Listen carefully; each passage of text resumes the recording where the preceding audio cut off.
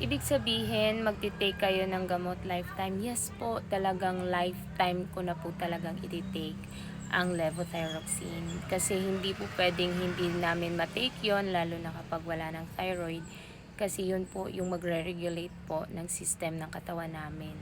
So, lifetime na po talaga siya. Ang levothyroxine, yun kasi yung replacement sa thyroid function natin. So, tulad namin na naoperahan, wala ng thyroid, kailangan naming mag-take ng levothyroxine lifetime. Hindi naman po siya nakakabahala siguro.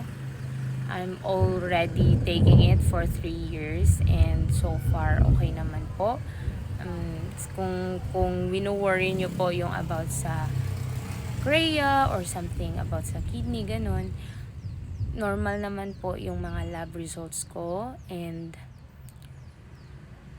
mas mabuti nga na magti-take ng levothyroxine. Talagang hindi dapat yon mawala in the morning na mai-take natin kasi manghina po.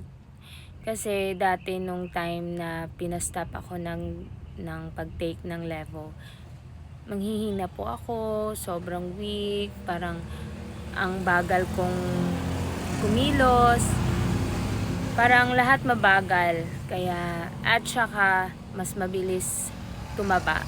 Kaya kailangan po talaga na merong levo kasi yun yung magre-regulate sa lahat ng system ng katawan.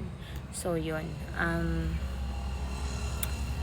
masasabi ko lang is mas siguro masahaba yung buhay kapag iti-take mo yun ng lifetime kaysa hindi mo iti-take yun. Yun lang.